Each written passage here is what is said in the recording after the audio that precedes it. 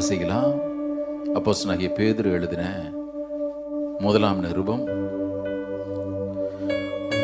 1வது அதிகாரம் 14, 15, 16 ஆகிய வசனங்கள்.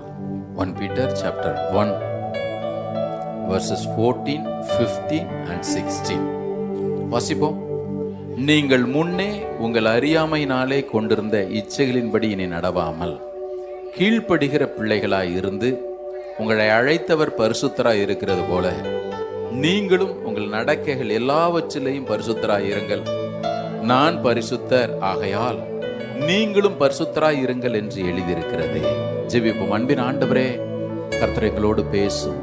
நீர் பரிசுத்தர், நீர் விரும்புகிற பரிசுத்தம் எங்கள் வாழ்க்கையில காணப்படும்படி எங்கள் வாழ்க்கையை மறுரூபமாக்குவீராக.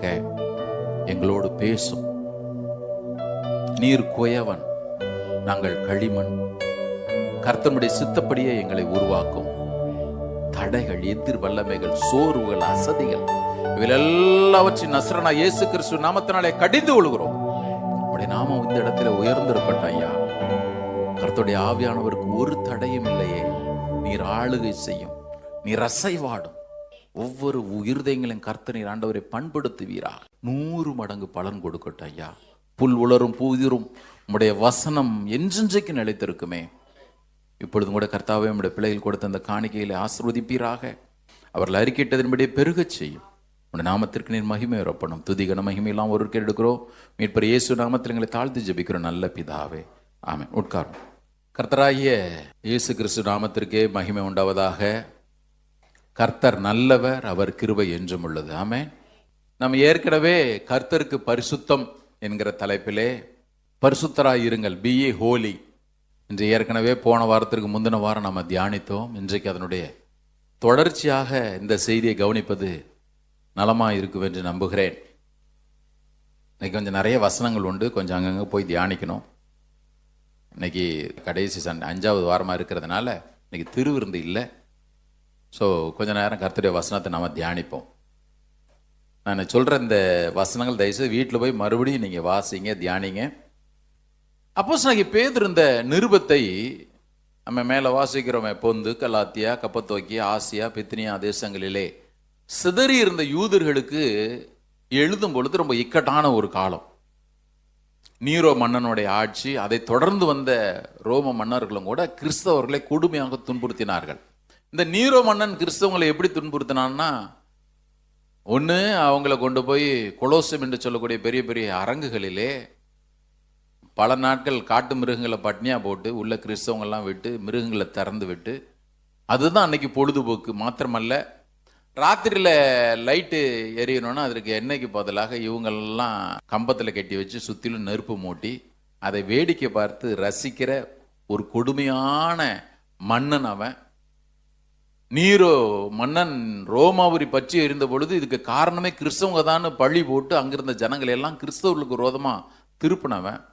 இப்போ கிறிஸ்தவன் சொன்னாலே பெரிய துன்பம், கிறிஸ்தவன் சொன்னாலே அவர்கள் மற்றவர்களாலே ஓரம் கட்டப்படுகிற ஒரு கொடுமையான நாள். இன்னைக்கு தான் நம்ம ரோட்டில் இறங்கி கிறிஸ்தவர்கள் நாங்கள் சிறுபான்மையினர், எங்களுக்கு நீங்கள் அதிகாரம் கொடுக்கணும், உரிமை கொடுக்கணும்னு போராடுறோம். அன்னைக்கெல்லாம் போராடலாம் முடியாது. ஒருவன் கிறிஸ்தவனாய் இருப்பது நிமித்தம் மிகுந்த உபத்திரவங்களை சந்தித்தே தீர வேண்டும். கிறிஸ்தவனாய் இருப்பது நிமித்தம் அநேக காரியங்களை, ஏன் தன்னுடைய ஜீவனையும் கூட இழந்து போக வேண்டும் என்று சொல்லக்கூடியதான நிலைமைக்கு தள்ளப்பட்டு அதிலும் தங்களுடைய விசுவாசத்தை காத்து கிறிஸ்துவுக்கள் மன மகிழ்ச்சியா இருந்து அவருக்கு சாட்சியாய் வாழ்ந்த நல்ல விசுவாசிகள் வாழ்ந்த நாட்கள் அவைகள். எல்லாரும் கரங்கள் ஒருத்தர் சத்தமுறாள் இல்லையா சொல்லுவோமா? இந்த 5 அதிகாரத்தையும் தயவுசெய்து வீட்டில் கொஞ்சம் மெதுவாக வாசிங்க, மெதுவாக வாசிங்க, கவனிங்க. ஆண்டவர் இன்னைக்கு எல்லாரும் இந்த வசனத்துக்கு தான் திரும்பும்படியாக அழைக்கிறார். இன்னைக்கு நாம கேட்கிற காரியங்கள்லாம் நிறைய பார்த்தீங்கன்னா, தேவன் இந்த பூமிக்குரிய நன்மைகளுக்கு மாத்திரம்தான் உங்களை என்ன ரட்சித்தார் என்பது போல கேட்டுக்கிட்டே இருக்கிறோம். நம்முடைய விசுவாசிகளுடைய எண்ணங்கள் முழுவதும் இன்னைக்கு அதன் மேலே அப்படியே லயித்து போய்விட்டது. இன்னைக்கு ஒவ்வொருடைய உள்ளங்களையும் ஆண்டவர் இப்படி கர்த்தருடைய வசனத்துக்கு நேராக திருப்புவாராக. இன்னைக்கு போங்க எல்லாரும், பெரியவங்க எல்லாரும் வீட்டில் கையில் பைபிளை எடுத்து இந்த 5 அதிகாரங்களை மெதுவாக வாசிங்க. பிரதர் வாசிக்க சொன்னார், அதனால் வாசி முடிச்சிருவோம். குற்றமில்லாத இதயத்தோடு இருக்கணும், யாரும் வாசிக்க வேண்டாம்.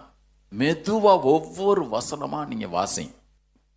அப்போஸ்தலனாகிய பேதுரு இந்த நிருபத்தை எப்படி தொடங்குறார் அப்படின்னா, நன்கு அறிந்தவனாக தான் யார், தன்னுடைய வாழ்க்கையிலே தேவன் பாராட்டின கிருபை என்ன, இரக்கம் என்ன என்பதை நன்கு உணர்ந்தவராக ஒவ்வொரு வார்த்தையும் அவர் எழுதுறார். நான் ஏற்கனவே உங்களுக்கு சொன்னேன், போன வாரத்துக்கு முந்தின வாரம் சொல்லும் பொழுது, இந்த பரிசுத்தனாய் ஒருவன் வாழ வேண்டுமே ஆனால், நம்மை சிருஷ்டித்த தேவன் பரிசுத்தராய் இருக்கிறது போல இந்த பூமியிலே, அல்லது அவருடைய எதிர்பார்ப்புக்கு தகுந்த விதமாய் இந்த பூமியிலே நாம் பரிசுத்தராய் வாழ வேண்டுமே ஆனால் சில காரியங்களுக்கு தொடக்க புள்ளி வேணும். ஏங்க, ஒரு பில்டிங்கை கட்டி எழுப்புறோம், சும்மா வாங்க கல் எடுத்து அடுக்குங்க அப்படின்னு யாரும் கட்டுறதே இல்லை. நான் ஒரு பில்டிங்கை கட்டி எழுப்பணும், ஒரு ப்ராஜெக்ட் ஒன்று போடணும்னா முதல்ல அதுக்கு ஸ்டார்டிங் பாயிண்ட்னு ஒன்று இருக்கும், தொடக்க புள்ளி ஒன்று இருக்கும். அந்த தொடக்க புள்ளியிலிருந்து துவங்கும் பொழுதுதான் நான் எதை விரும்புகிறேனோ அது பிரம்மாண்டமாய் அல்லது உறுதியாய் நிலைத்த தன்மை உள்ளதாய் மாறும். இப்ப என்னுடைய கிறிஸ்தவ வாழ்க்கை நான் தொடங்கும் பொழுது கூட தேவன் விரும்புகிற பரிசுத்தத்திற்கு அல்லது கிறிஸ்துவனுடைய நிறைவான வளர்ச்சிக்கு தக்க நான் பூரண புருஷனாகும்படி, நான் மெச்சூர்ட் ஆகும்படி நான் கடந்து போக வேண்டுமேனால், நான் முதிர்ச்சி அடையும்படி கடந்து போக வேண்டுமேனால், எனக்கு துவக்க புள்ளின்னு ஒண்ணு இல்லாம நான் தொடர்ந்து ஓடுவேன். ஆனால் என்னை விட முட்டாள் உலகத்தில் இருக்கவே முடியாது. அதைத்தான் நம்ம தொடர்ந்து பார்த்துட்டே வரோம். பாருங்க, தேவன் பரிசுத்தருங்க, நீங்களும் நானும் பரிசுத்தராத்தான் வாழணும். இது ஆலோசனை அல்ல, தேவன் உங்களுக்கு எனக்கும் கொடுக்கிற கட்டளை. இந்த கட்டளைக்கு எத்தனை உபத்திரவங்கள் வந்தாலும் சரி, உம்முடைய எதிர்பார்ப்பை என்னுடைய வாழ்க்கையில நான் நிறைவேற்றுவேன் என்று சொல்லி தம்மை முற்றிலுமாக அர்ப்பணிக்கிறவர்கள், அவர்கள் மாத்திரம்தான் அவருடைய வருகையில அவரோடு கூட எடுத்துக்கொள்ளப்பட முடியும். இப்ப யோசிச்சு பாருங்க, இது எப்படி தொடங்குறார் அப்படின்னா, தான் யார், தன்னுடைய வாழ்க்கையிலே இந்த மகா பெரிய தேவன் பாராட்டின கிருபைகள் என்ன, இதெல்லாம் நினைச்சிட்டு தான் அவர் தொடங்குறார். தனக்கு ஒரு அடையாளத்தை கொடுக்கிறார். வாசிக்கலாமா? முதலாவது வசனம், இயேசு கிறிஸ்துவின் அப்போஸ்தலனாகிய பேதுரு. இதை எழுதும் பொழுது நான் நினைக்கிறேன், பேதுருக்குள்ள அவ்வளவு மகிழ்ச்சி இருந்திருக்கும். ஏன் அப்படின்னு கேட்டீங்கன்னா, என்ன அவரு இப்படி அப்போஸ்தலனா இருக்கும்படி கொண்டு நிலை நிறுத்தி இருக்கிறார். ஏன்? நான் முன்னொரு நாள்ல அவரை மறுதளிச்சவன், முன்னொரு நாளில் அவரை யார் என்றே தெரியாது என்று நான் அறிக்கையிட்டவன். இன்னொரு இடத்துல சொல்றாருந்தா அவரை திட்ட கூட செஞ்சிருக்கிறேன். இப்ப எனக்கு மறுபடியும் அப்போஸ்தலன் சொல்றதுக்கு ஒரு தகுதி இல்லாத எனக்கு மறுபடியும் நீ அப்போஸ்தலன் ஒரு டைட்டில் போட்டுக்கன்னு ஒரு கிருபை பாராட்டினார நினைக்கிறேன். இதை எழுதும் பொழுது கண்டிப்பா பேதுருனுடைய கண்கள் அப்படி கண்ணீர் சொரிந்திருக்கும். எனக்கு இந்த டைட்டில் நீர் கொடுத்தீர் ஆண்டவரே, அப்போஸ்தலனாகிய பேதுருன்னு எழுதுறதுக்கு எனக்கு நீர் கிருபை பாராட்டினீர. காரணம் இருக்கு பாருங்க.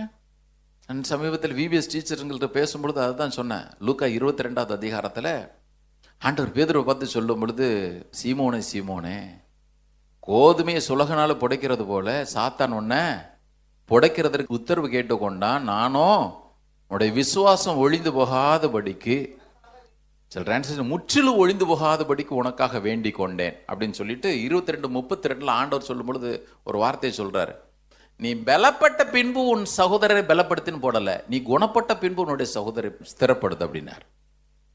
இங்கிலீஷ் பைபிள்ல நீ என்கிட்ட மறுபடியும் திரும்பின பின்பு, கவனிக்கணும், ஒவ்வொரு வார்த்தையும் பேதுரு அர்த்தம் உள்ளதா எழுதுறார். ஏன்னா அவரே சொல்றாரு, பரிசுத்தாவியினால ஏவப்பட்டு தான் எழுதுனாங்கன்னு.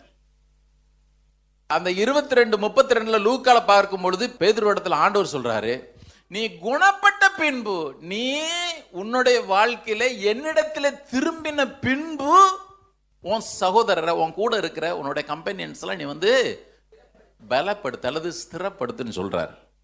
இது நல்லா தெரியும். இத ஒரு டிரான்ஸ்லேஷன் சொல்லுது, so when you have repented and turned to me again, strengthen and build up the faith of your brothers. நீ மனம் திரும்பின பின்பு, என்கிட்ட திரும்பின பின்பு, உன்னோட கூட இருக்கிற உன்னுடைய சகோதரர்களுடைய விசுவாசத்தை கட்டி எழுப்பு. இன்னொரு டிரான்ஸ்லேஷன் சொல்லுது, Simon, I prayed for you in particular, குறிப்பா உனக்காக நான் ஜெபித்தேன், that you not give in or give out when you have come through the time of testing. இந்த சோதனையின் பாதையிலே நீ கடந்து வந்த பிறகு, turn to your companions and give them a fresh start. அவர்களுக்கும் ஒரு புதிய துவக்கத்திற்கு நீ வழிவகுத்து கொடு. கவனிக்கணும் கர்த்தருடைய பிள்ளைங்க, இது எல்லாருக்கும் பொருந்தும். கிறிஸ்தவ வாழ்க்கையில என்னோடு கூட இருக்கிற என்னுடைய குடும்பத்தை நான் பலப்படுத்தணும்னா, என்னோடு கூட இருக்கிற என்னுடைய உடன்பிறப்புகளை நான் பலப்படுத்தணும்னு சொன்னா, அல்லது என்னோடு பணியாற்றுகிற மற்றவர்களுக்கு நான் தேவன் விரும்புகிறதை கொடுக்க வேண்டும் என்று விரும்புவேன் என்று சொன்னால், நான் முதலாவது எங்க திரும்பணும்னா, நான் தேவனிடத்துல திரும்பாம மற்றவர்களை பலப்படுத்துவது என்பது கூடாத காரியம். பெற்றோர் கவனிக்கணும். என் புள்ள சரியில்லைங்க, என் புள்ள அப்படிலாம் இருக்கிறான், என் புள்ள அப்படிலாம் மக அப்படிலாம் இருக்கிறா. முதலாவது தேவன் சொல்லுகிறார், நீ குணப்பட்ட பின்பு தான் உன் புள்ளையை நீ ஸ்திரப்படுத்த முடியும். ஏங்க பேதுரு இன்றைக்கு தேசங்களிலெல்லாம் சிதறி இருந்தவர்களை பலப்படுத்தும்படி எழுதுறாரு. எந்த அனுபவத்தை பெற்றவனாக அப்படின்னு கேட்டீங்கன்னா, நான் குணப்பட்ட பின்பு, இன்னொரு இடத்துல சொல்றதா இருந்தா, நான் தேவனிடத்துல திரும்பின பின்பு நான் மற்றவர்களை ஸ்திரப்படுத்துறேன். ஜூடாவையும் ஆட்ரினாவையும் நான் கூப்பிட்டு, ஆண்டவர்கிட்ட வாழ்றதெல்லாம் எனக்கு ரொம்ப கஷ்டம், எனக்கு ஜெபிக்கிறது கஷ்டம், எனக்கு பைபிள் வாசிக்கிறது கஷ்டம், ஆனா நீ பைபிள் வாசி. படிக்கிற பிள்ளைல நீ பைபிள் வாசிக்கணும், படிக்கிற பிள்ளைல நீ ஜெபம் பண்ணணும். இப்படி சொல்றது எந்த விதத்தில் நியாயம் சொல்லுங்க பாப்போம். என்ன இயேசு மாத்தல, ஆனா ஒன்னு மாத்துவாரு.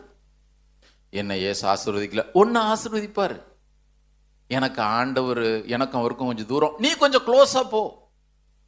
பெற்றோர் பெற்றோர் பெற்றோர் கவனிங்க. ஆண்டவர் சொல்றாரு, நீ உன் பிள்ளைய ஸ்திரப்படுத்த வேண்டுமே ஆனால் முதலாவது நீ குணப்படு, நீ என்கிட்ட திரும்பு. நீ அவர்களுக்கு ஒரு ஃப்ரெஷ் ஸ்டார்ட் கொடுக்கணும்னு சொன்னா உன்னுடைய வாழ்க்கையிலே நீ பலப்பட்டே ஆகணும். கர்த்தருக்கு ஸ்தோத்திரம். பேதுருக்கு இந்த அனுபவத்தை கொடுத்திருந்தார் பாருங்க. என்னை பரிசுத்தராகும்படி அழைத்த தேவன் பரிசுத்தர், அவர் பரிசுத்தராய் இருக்கிறது போல என்னுடைய நடக்க எல்லாவற்றிலையும் நான் பரிசுத்தனாய் வாழ்ந்து தான் தீரணும். வாழ்ந்து தீர வேண்டுமே ஆனால் என்னுடைய தொடக்க புள்ளி நான் தேவனிடத்திலே திரும்புகிற அனுபவம் எனக்கு வேணும். அது என்னமோ தெரியல, பேதுரு இப்படிலாம் எழுதுனதுனால, அல்லது ஆண்டவர் மத்தேயு 16வது அதிகாரத்தில் தானே 16-18 நீ பேதுருவாய் இருக்கிறாய், இந்த கல்லின் மேல் என்னுடைய சபையை கட்டுவேன்னு சொன்னதுனால என்னவோ தெரில, ஆர்சிலெல்லாம் சொல்லுவாங்க பேதுரு தான், ராயப்பர் தான் முதலாவது பிஷப்பு, போப்பு, அவர் கையில் தான் ஆண்டவர் பரலோகத்தினுடைய தரவுகள்லாம் கொடுத்துட்டாரு அப்படிலாம் சொல்லுவாங்க. ஏன்னா நானும் அதில் இருந்துட்டு வந்ததுனால. அப்படிலாம் ஒன்றுமே கிடையாது. அது ஒரு நாள் பின்னால் பார்ப்போம் எதன் மேலே கர்த்தர் சபையை கட்டினார் அப்படின்னு. பேதுருக்கிட்ட கேட்கும் பொழுது அவர் சொல்கிறார், எப்பா நானே ஓட்ட பாத்திரம், நானே அங்கே அடி வாங்கி டிங்கரியும் ஒர்க்கெலாம் பார்த்து மறுபடியும் அப்போஸ்தலனாகிய பேதுருன்னு எழுதக்கூடிய அளவிற்கு எனக்கிட்ட கொடுத்துருக்கிறாரு. நீ வேற என்னை தூக்கிட்டு ஃபர்ஸ்ட் போப்பு செகண்ட் போப்புன்னு பேசிட்டு இருக்கிற. பேதுரு நல்லா தெரியும். அதனால தான் பாருங்க அவர் ரொம்ப தாழ்மையாக எழுதுறாரு. அப்படி வாங்க பார்ப்போம். செய்திக்கு கொஞ்சம் அப்படி தேவைப்படுது. 5வது அதிகாரம் 1வது வசனத்தில் பாருங்க, அவர் நான் போப்புன்னெலாம் ஒன்றும் பேசவே இல்லை. அவர் சொல்றார், உங்களில் உள்ள மூப்பருக்கு உடன் மூப்பனும் கிறிஸ்துவின் பாடுகளுக்கு சாட்சியம் இனி வெளிப்படும் மகிமைக்கு பங்காளிமா இருக்கிற நான் புத்தி சொல்லுகிறது என்னவென்றால் சொல்றார், உங்களுள்ள மூப்பருக்கு உடன் மூப்பர். அவ்வளோதான். நீங்கள் 4 பேர் இருக்கிறீங்களா, உன்ல நானும் ஒன்றுப்பா. நான் தான் ஃபஸ்ட்டு, என் கையில் தான் பரலோகத்தினுடைய கீ இருக்குன்னா நான் ஒரு நாளும் சொல்லவே இல்லைப்பா. நீ வேற சொல்லி என்னை கவுத்து விட்டுறாதப்பா. என்னத்தை பண்ணுறது போங்க. சமீபத்தில் ஒரு ஒரு ஒரு சாவு வீட்டுக்கு போக வேண்டிய சூழ்நிலை. அவங்க கிறிஸ்டியன், ரோமன் கத்தோலிக். இங்கே யாருன்னா அந்த மாதிரி இருந்தீங்கன்னா தயவுசெய்து மாறிடுங்க. ஒருத்தங்க இறந்துட்டாங்க, அந்த வீட்டில் ஏற்றுறதுக்கு ஒரு விளக்கு ஒன்று வச்சுருக்குறாங்க. நான் சொன்னேன், என்னடா இது விளக்கு, நல்ல பித்தளை போட்டு எண்ணெய் ஊற்றி திரியெல்லாம் போட்டு கையில் ஒருத்தர் திரி, ஒருத்தங்க கையில் எண்ணெய், ஒருத்தங்க கையில் விளக்கு. நான் கேட்டேன், என்ன கூத்து நடக்குது இது? அவங்க சொன்னாங்க, இதில் வேறெல்லாம் ஒன்றும் போடலை, இதில் சிலுவை தான் போட்டிருக்கு. அதில் வேறோட போட்டிருக்கு, இதில் சிலுவை போட்டிருக்கு. ரெண்டுக்கு என்ன வித்தியாசம்? ஆக மொத்தத்தில் நீ எண்ணெயை ஊற்றி கொளுத்தி விட்டுட்டு தான் இருக்கிறேன். தயவுசெய்து மாறி இருக்கேன். ஆவிக்குரிய சபையில் வர்றோம், நல்ல வசனத்தை கேட்குறோம், ரட்சிக்கப்பட்ட அனுபவம் இருக்குன்னு சொன்னோன்னா இதெல்லாம் இனிமேல் இருக்கக்கூடாது. அது கல்யாணமாக இருந்தாலும் சரி, துக்க வீடாக இருந்தாலும் சரி, எல்லா இடத்துல அவருக்கு சாட்சியாக வாழணும். ஒரு அலையிலே சொல்லுவோமா? கவனிங்க. இப்போது பேதுரு எனக்கு அப்போஸ்தலன்ற அந்த பாக்கியத்தை ஆண்டவர் கொடுத்துருக்கிறாரு அப்படின்னு சொல்லிட்டு தொடர்ந்து எழுதுறார். என்ன? 2வது வசனம் வாசிங்க. ஒவ்வொரு வசனமாக தியானிக்க ரொம்ப அவசியம். பிதாவாகிய தேவனுடைய முன்னறிவின்படியே ஆவியானவரின் பரிசுத்தமாக்குதலினாலே உங்களுக்கு எனக்கும் கொடுத்துருக்கிற பாக்கியத்தை பாருங்க. சும்மா ஏதோ வந்தாங்க, பிரதர்சங்க ஊழியம் செஞ்சாங்க, அல்லது யாரோ ஒருத்தங்க சொன்னாங்க சபைக்குள்ள வந்துட்டேன்னு யாரும் நினைக்கவே கூடாது. வேதம் சொல்கிறது, நீங்கள் ரட்சிக்கப்பட்டது பிதாவாகிய தேவனுடைய முன்னறிவின்படி, ஆவியானவருடைய பரிசுத்தமாக்குதலின்படி. இப்போ கீழ்ப்படுதல்ன்றது யார் கீழ்ப்படுதல்? உங்களுடைய என்னுடைய கீழ்ப்படுதல் இல்லை. நீங்கள் இங்கிலீஷ் பைபிளில் வாசிங்கன்னா ரொம்ப நல்லா இருக்கும். இங்கிலீஷ் பைபிளில் unto obedience and sprinkling of the blood of Jesus Christ. இயேசு கிறிஸ்துனுடைய கீழ்ப்படிதலை போல கீழ்ப்படியும்படி நீ அழைக்கப்பட்டிருக்கிற, அதான் அர்த்தம். இங்க கீழ்ப்படிதல்ன்றது உங்க என்னுடைய கீழ்ப்படிதல் இல்லை, இயேசு கிறிஸ்துனுடைய கீழ்ப்படிதலுக்கும் இயேசு கிறிஸ்துனுடைய ரத்தம் தெளிக்கப்படுதலுக்கும் தெரிந்து கொள்ளப்பட்ட பரதேசிகளுக்கு எழுதுகிறதாவது கிருபையும் சமாதானம் உங்களுக்கு பெருக கடந்து. விஷ் பண்ணிட்டார். விஷ் பண்ணிட்டு அடுத்தது உடனே சொல்றாரு, நம்முடைய கர்த்தராகிய இயேசு கிறிஸ்துவின் பிதாவாகிய தேவனுக்கு ஸ்தோத்திரம். இது எப்படி எழுதுறாரு அப்படின்னா, ரொம்ப நிறைஞ்சு போய், உள்ள நிறைஞ்சு போய், ஏன்னா இவ்வளவு பெரிய பாக்கியத்தை நீர் எனக்கு கொடுத்துருக்கிறீரே. பைபிளை கையில் எடுத்து வாசிக்கும் பொழுது என்னைக்காயிலும் அப்படின்னு நினைக்கிறோமான்னு தெரியல. அப்பா, இவ்வளவு பெரிய பாக்கியத்தை எனக்கு கொடுத்துருக்கிறீர். ஆண்டவர் ஆராதிக்குன்னு சொல்லும் பொழுது கூட எல்லாரும் கையை வைத்துங்க, கையை வைத்துங்க, கையை வைத்துங்க, கையை வைத்துங்க. வந்த உடனே, ஆண்டவரே உமக்கு ஸ்தோத்திரம் ஐயா, எனக்கு தகுதியே இல்லாத என் மேல இவ்வளவு கிருபை பாராட்டினீரே, அந்த உணர்வு நமக்கு வந்துடணும். சபையில சொல்லுவேன், ஆராதனைன்னு சொன்னோன்னு எல்லாரும் கையை வைத்திடணும். நீ கையை வைத்துங்க, கையை வைத்துங்க, கையை வைத்துங்கன்னு சொல்றதுக்கு நான் இது என்ன ஸ்டார்டிங் ட்ரபிளா என்னது? உள்ள நிறைஞ்சிருக்குதுங்க.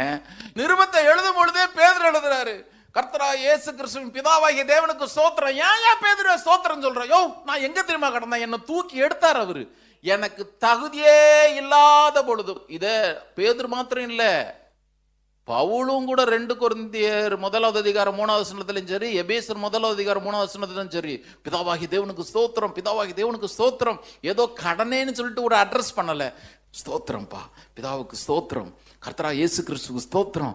ஏன் ஸ்தோத்திரம் சொல்லிக்கிட்டே இருக்கிறானா, என் வாழ்க்கையில மற்ற எவருக்கும் கிடைக்காத பாக்கியத்தை அவர் எனக்கு தந்துள்ளாரே, அதனால என்னுடைய உள்ளமெல்லாம் நன்றினால நிறைஞ்சிருக்குது ஐயா. ஹல்லேலூயா, ஹல்லேலூயா. இங்கதான் அவர் சொல்றாரு, நான் தேவனுடைய பலத்தினாலே காக்கப்பட்டிருக்கிற 5வது வசனத்துல, kept by the power of God. நான் தேவனுடைய பலத்தினாலே காக்கப்பட்டிருக்கேன். எல்லாரும் கை வைத்து சொல்லுங்க, நான் தேவனுடைய பலத்தினாலே காக்கப்பட்டிருக்கிறேன். ஆமென். என் வாழ்க்கையில் என்ன சோதனை வந்தாலும் சரி, எத்தனை போராட்டம் வந்தாலும் சரி, என்னை காத்து நடத்துகிறதற்கு தேவ பலன் உண்டு, தேவன் உண்டு. என்னை அவர் இதுவரையிலும் காத்து நடத்த வருகிறார். நீங்க நினைப்பீங்க, நான் தனியா இருந்து எல்லாத்தையும் சமாளிச்சுட்டு வர்றேன், என் வாழ்க்கையில வரக்கூடிய போராட்டங்கள்லாம் ஏதோ தாக்கு பிடிக்கிறேன். இல்ல, தேவனுடைய பலன் உங்களை என்னையும் காக்கவில்லை என்று சொன்னால், இந்நேரத்திற்கு நீங்களும் நானும் சந்தித்த போராட்டங்களிலே அட்ரஸ் இல்லாமலே போயிருப்போம். சங்கீதக்காரன் அதான் சொல்லுகிறான், மனுஷருடைய கோபம் நம்மையில் எரிகையில் கர்த்தர் நம்முடைய பட்சத்தில் இராவிட்டால், கர்த்தர் தாமே நம்முடைய பட்சத்தில் இராவிட்டால், அவர்கள் கோபம் நம்மையில் எரிகையில் அவர்கள் என்றைக்கும் நம்ம உயிரோடு விழுங்கி இருப்பார்கள். பிரச்சனைகள் நம்ம விழுங்கி இருக்கோம். பிரதர், சிஸ்டர், இன்னைக்கு இந்த ஜூன் மாதம் கடைசி நாட்களிலே வந்து ஆண்டோடைய சமூகத்தில் உட்கார்ந்து இருக்கிறோம். 29ஆம் தேதி வந்து உட்கார்ந்து இருக்கிறோம். காரணம் என்ன தெரியுமா? நீங்களும் நானும் அவருடைய பலத்தாலே காக்கப்பட்டபடினாலே. நம்ம காக்கிற நல்ல பலத்துக்காக எல்லாரும் கரங்க ஒருத்தர் சொல்லுங்க பாப்போம். ஹல்லேலூயா. இதுக்காக ஸ்தோத்திரம் செலுத்துறார். அடுத்தது ஒரு காரியத்திற்காக ஸ்தோத்திரம் செலுத்துறார். 17வது வசனத்துல பாருங்க, அன்றியும் பட்சபாதம் இல்லாமல் அவனுடைய கிரியைகளின்படி நியாயந்திருக்கிறவரை நீங்கள் பிதாவாக தொழுது கொண்டு வருகிறபடினால். இன்னொரு காரியத்திற்கும் அவர் நன்றி சொல்றாரு. என்னத்துக்கு அப்படின்னு கேட்டீங்கன்னா, எப்பா, நான் நியாய தீர்ப்புக்கு தப்புன, ரட்சிப்பு எனக்கு கிடைச்சபடினால் நியாய தீர்ப்புக்கு தப்புன. என்னுடைய தேவன் யார்? நான் பிதான்னு அழைக்கிறவர் யாரு? அவர் நான் அப்பான்னு அவர் அழைக்கிறதுனால, மகனே நீ செய்யறதெல்லாம் செய்யி, ஊருக்கு தெரியாம நானும் பேச்சப் பண்ணி, சில பெற்றோர்கிட்ட போய் பாட்டாங்க, உங்க பிள்ளை எப்படின்னு சொன்னானா, என்கிட்ட சொன்னாலும் அப்படிதான். இப்படி பண்ணா அவன் பிள்ளை அப்படின்னு கேட்டான், அது இப்படி பண்ணுவான், நமக்கு தெரியும், அது இப்படி பண்ணுவான், ஏதோ பேச்ச பொறுக்கு பண்ணி போ போ.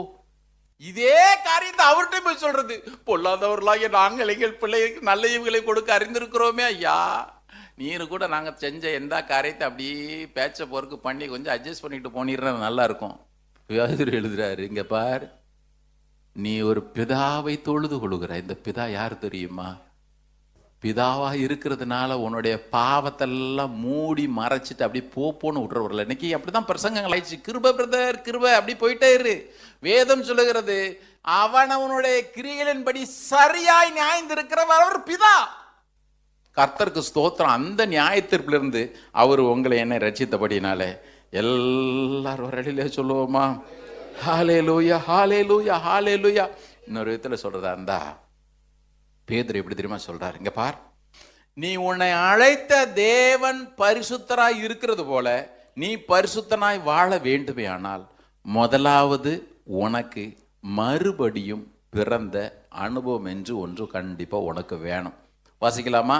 18வது வசனம் ரொம்ப பியூட்டிஃபுல்லா இருக்கும். பிரதர் சிஸ்டர், நீங்க தயவு செய்து வீட்டில் போய் மெதுவா இதை வாசிங்க. வாசிங்க. உங்கள் முன்னோர்களால் பாரம்பரியமாய் நீங்கள் அனுசரித்து வந்த வீணான நடத்தை நின்று அழிவுள்ள வஸ்துக்களாகிய வெள்ளினாலும் பொன்னினாலும் மீட்கப்படாமல் குற்றமில்லாத மாசற்ற ஆட்டுக்குட்டியாகிய கிறிஸ்துவின் விலையேற பெற்ற இரத்தத்தினாலே மீட்கப்பட்டீர்கள் என்று அறிந்திருக்கிறீர்களே. அறிந்திருக்கிறீர்களே, ரட்சிக்கப்பட்டிருக்கிறியே. இப்போ ஒரு கேள்வி, பொதுவாக கிறிஸ்தவங்கள்ட்ட எப்படி தெரியுமா கேட்பாங்க, are you born again Christian? இது என்ன கேள்வின்னு எனக்கே தெரியலையே. கவனிங்க, நீ கிறிஸ்தவனான்னு கேட்ட பிறகு born again பிலீவரா நீங்க? இல்லை, நீ born again இருந்தா தான் பிலீவராகவே இருக்க முடியும். அதுல என்ன கிறிஸ்டியன் born again கிறிஸ்டியன் எனக்கு புரியவே இல்லை. பேதுரு சொல்றாரு, நீ கிறிஸ்தவனா அழைக்கணும்னு உனக்கு ஒரு தகுதி இருந்துச்சுன்னா நீ born again பிலீவரா தான் இருக்கணும். நீ born againன்ற அனுபவம் இல்லைன்னா உன்னை எந்த விதத்திலும் தேவன் கிறிஸ்தவனா அங்கீகரிக்கிறதே இல்லை. நான் சொல்றது உங்களுக்கு கஷ்டமா இருக்கும். சில பேர், நான் சபைக்கு போறதுனால நான் பாருங்க பிரதர், நான் கிறிஸ்டியன். நேற்று இந்த சர்ச்சுக்கு போனீங்க, அந்த சர்ச்சுக்கு போனீங்க, இன்னைக்கு வேளங்கண்ணி சர்ச்சுக்கு, நாளைக்கு அல்லலியா போற ஒரு சர்ச்சுக்கு. நிறைய பேர் அப்படிதான் சொல்லுவீங்க. இங்க கவனிங்க, இங்க வாலிப பிள்ளைகள் கவனிக்கணும். நீ சபைக்குள்ளே வந்திருக்கிற, எங்க அப்பா கிறிஸ்தவரு, எங்க அம்மா கிறிஸ்தவங்க, நாங்க எங்க அம்மாவும் அப்பாவும் சபைக்கு போறாங்க, அந்த சபையில கண்டினியூ நாங்க வந்துட்டு இருக்கிறதுனால நான் ரட்சிக்கப்பட்டேன் என்று எந்த வாலிப பிள்ளை ஆகிலும் எண்ணுவாய். ஆனால் இன்னைக்கு உன்னுடைய எண்ணத்தை நீ கொஞ்சம் மாத்திக்கணும். அதனாலதான் சொன்னேன், இந்த நிருபத்தை தயவு செய்து வீட்டுல போய் வாசிக்கணும். இந்த ரட்சிப்பு என்பது எங்க அம்மா அப்பாவுக்கு கிடைச்சதுனால நான் உள்ள போயிட முடியும் என்பதல்ல. இந்த ரட்சிப்பு என்பது ஒவ்வொரு தனிப்பட்ட மனிதனுக்கும் உண்டானது. தனிப்பட்ட நபரும் தன்னுடைய வாழ்க்கையில் அனுபவிக்க வேண்டியது. நீ கிறிஸ்துவ குடும்பத்தில் பிறந்தாலும் சரி, நீ கிறிஸ்துவை அறியாத குடும்பத்தில் பிறந்தவனா இருந்தாலும் சரி, அல்லது நான் ஆவிக்குரிய சபைக்கு வர்றதுனால நான் ரட்சிக்கப்பட்டேன் என்று யாராயிலும் இங்கே எண்ணுவீர்களானால் தயவுசெய்து இன்னைக்கு உங்களுடைய எண்ணத்தை மாற்றிக்கொள்ளுங்கள்.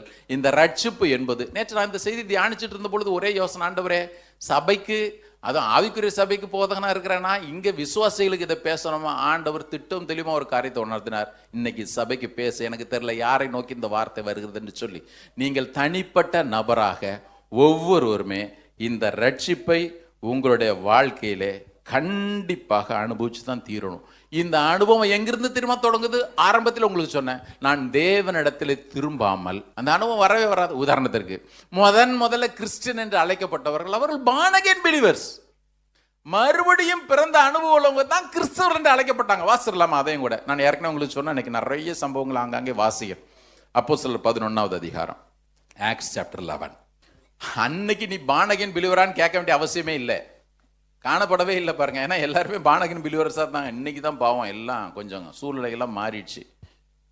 இந்த மேரேஜ் அலையன்ஸுக்குன்னு ஒரு குரூப் இருக்கு, வாட்ஸ்அப் குரூப்பு.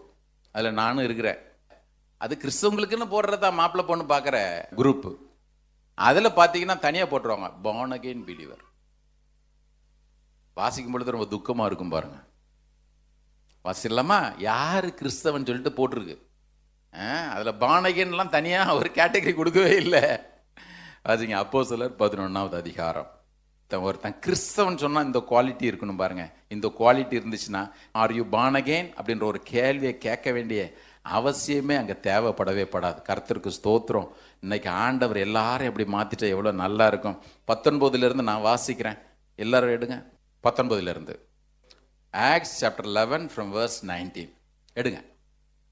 சேவா நிமித்தமா எழும்பின உபத்திரவத்தினாலே சிதறப்பட்டவர்கள் சுவிசேஷ வசனத்தை யூதரிக்க என்று மற்ற ஒருவருக்கும் அறியாமல் பெனிக்கே நாடு, சீப்புரு தீவு, அந்தியோகியா பட்டணம் வரைக்கும் சுற்றி திரிந்தார்கள். அவர்கள் சீப்புரு தீவாரும் சிரேனே பட்டணத்தாருமாகிய சிலர் அந்தியோகியா பட்டணத்துக்கு வந்து, பாருங்க இவன் செதறி போயிட்டான். நாமளா இருந்து அந்த இடத்துல சொல்லியிருப்போம், ஒன்றும் இல்லாமல் ஒட்டாண்டி அனுப்பின இயேசுநாதரை பற்றி யார்கிட்ட போய் பேசுறது? சர்ச்சில் பேசும் பொழுதெல்லாம் ஆண்டவர் உங்களுக்கு ஏக்கரங்கணக்கில் லேண்டை தருவாருன்னு தானே பிரசங்கம் பண்ணாங்க. ஆனால் நமக்கு இருக்கிற நிலமும் போச்சே. நான் இன்னைக்கு பரதேச சுற்றி திரியினா அன்னைக்கு அவன் சொல்லவே இல்லை. வேதம் சொல்லுகிறது, அவர்கள் தேசங்களிலே சிதறினார்கள், அங்கே போய் அங்கே இருக்கிற கிரேக்கர்களுக்கு சுவிசேஷத்தை சொன்னாங்க. ஒரு இலையில சொல்லுவோமா? இன்னைக்கு எந்த சூழல சரியா இருந்தாலும் நான் சுவிசேஷம் சொல்லவே மாட்டேனே. வாசிங்க இப்போ, யார் பானகன் பிலிவர்னு. கர்த்தருடைய கரம் அவர்களோட இருந்தது. இழப்புல இயேசு நல்லவர்னு சொல்றனோட கர்த்தருடைய கரம் இருக்கும். ஆமென். ஆமா, கர்த்தருடைய கரம் அவரோட இருந்தது. அநேக ஜனங்கள் விசுவாசிகளாகி கர்த்தரிடத்தில் திரும்பினார்கள். எங்க? ஆமா, எருசலேமில் உள்ள சபையார் இந்த காரியங்களை குறித்து கேள்விப்பட்ட போது அந்தியோகியா வரைக்கும் போகும்படி பர்னபாவை அனுப்பினார்கள். இந்த பர்னபா அங்க அந்தியோகியாவுக்கு வந்து தேவனுடைய கிருபை கண்டபோது சந்தோஷப்பட்டு ஒன்னு தான் சொன்னான், எப்பா மன நிர்ணயமா கர்த்தரிடத்துல நிலைச்சிருங்க என்று எல்லாருக்கும் புத்தி சொன்னான். அவன் நல்லவனும் பரிசுத்தாவினாலும் விசுவாசத்தினால் நிறைந்தவனுமா இருந்தான். அநேக ஜனங்கள் கர்த்தரிடமாய் சேர்க்கப்பட்டார்கள். வசனத்தை கவனிங்க, கர்த்தரிடமாய் சேர்க்கப்பட்டார்கள், கர்த்தரிடத்துல திரும்பினார்கள். பின்பு பர்னபா சவுலை தேடும்படி தர்சுக்கு புறப்பட்டு போய் அவனை கண்டு அந்தியோகுக்கு அழைத்து கொண்டு வந்தான். அவர்கள் 1 வருஷ காலமாய் சபையோடே கூடியிருந்து அநேக ஜனங்களுக்கு உபதேசம் பண்ணினார்கள். முதல் அந்தியோகியாவிலே சீஷர்களுக்கு யார் தெரியுமா? சீஷன் என்பவன் யார் தெரியுமா? குருவை போல வாழ்றவன். இந்த சீஷன் என்பவன் யார் தெரியுமா? கர்த்தரிடத்துல ஏற்கனவே திரும்பினவன். சீஷன் என்பவனுக்கு நீ அப்படி செய் இப்படி செய்யலாம் போதிக்க வேண்டியதில்லை. இருக்கிற விதமா கர்த்தரில் நிலைச்சிரு, அது மாத்திரம் பிரசங்கம் பண்ணப்போ. எல்லாரும் கரங்க ஒருத்தர் அலையில சொல்லுவோமா? பிரதர் சிஸ்டர் இன்னைக்கு யாரையும் பானகேன்னு கேட்கக்கூடிய நிலைமையில ஒருத்தர் கூட இங்கே இருக்கக்கூடாது. நான் உள்ள வந்திருக்கிறேங்க, நான் கர்த்தரிடமாய் திரும்பினவன், நான் தேவனை சார்ந்து வாழுகிறேன், எல்லாவற்றிலும் தேவனை பற்றிருக்கிறவன். இந்த அனுபவம் யாருக்கு இல்லைனாலும் இன்னைக்கு ஆண்டவர் உங்களோடு கூட இடைப்படுவாராக. பிரதர் அவருடைய வருகை சமீபம், சிஸ்டர் அவருடைய வருகை சமீபம். நாம் ஒவ்வொருவருமே தேவனிடத்துல திரும்புவது அவசியம். இங்கே கிறிஸ்தவன் என்று பெயர் கொடுக்கப்பட்டுச்சே, இந்த கிறிஸ்தவனுடைய குவாலிட்டி என்னன்னு பாருங்க. பெயரளவில் வச்சிருக்கிறவன் இல்லை. எப்போவாது நியூஸ் வாசிக்கும் பொழுது எங்கேயாவது கொலை அல்லது செயின் பறிப்புனா முதல்ல பேரை கொஞ்சம் அப்படி பார்ப்பேன். ஆமாம், நடுவில் டேனியல் வயது 23, சாரி யாரா டேனியல் இருந்தா பேர் சொல்கிறேன். அப்படி பின்னால் பார்த்தீங்க ஜேம்ஸ் வயசு 26, இவர் பெண்ணின் செயினை அறுத்து கொண்டு ஓடினார்னு போட்டிருந்தா அடப்பாவி. அப்படிதான் இருக்கு பாருங்க. இவன் யாரு அப்படின்னு கேட்டீங்கன்னா ஆம்பிளிஃபைட் பைபிள் போட்டிருக்குது. so that a great number learned to believe, to adhere to and trust in and rely on the Lord and turned and surrendered to him. யார் தெரியுமா பிரதர்? அந்தியோகியா சபையில கவனிங்க, யார் தெரியுமா அந்தியோகியா சபையில கிறிஸ்தவர்கள் அழைக்கப்பட்டவர்கள்? தேவனை சார்ந்து வாழும்படி கற்றுக்கொண்டவர்கள், தேவன் மேல் நம்பிக்கை இருக்கும்படி கற்றுக்கொண்டவர்கள். இவர்கள் நீ பானகனான் கேட்க வேண்டிய அவசியமே இல்லாதவர்கள், மறுபடியும் பிறந்தவர்கள், தேவனை தங்கள் வாழ்க்கையில முதன்மையாய் நிறுத்தினவர்கள், தேவனுக்கு மாத்திரமே தன்னுடைய வாழ்க்கை என்று சொல்லி வாழ்ந்தவர்கள். இதெல்லாம் யாருக்கு இருக்குதோ இவன் தான் கிறிஸ்தவனே சொல்லப்படணும். இதை தேவன் எதிர்பார்க்கிறார். ஒரு அலையில சொல்லுவோமா?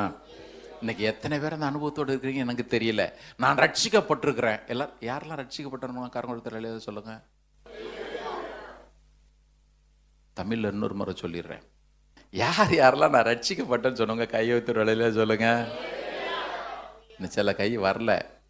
நல்ல டிசம்பர் மாதம் தான் கொண்டு போய் OMCயில் முக்கணும்னு நினச்சிட்டு இருக்கிறேன். அப்போ ஒரு மாதிரி ஒரு பாஸ்டர் சர்ச்சுக்கு போயிட்டு இருந்தார். உண்மையான சம்பவம்.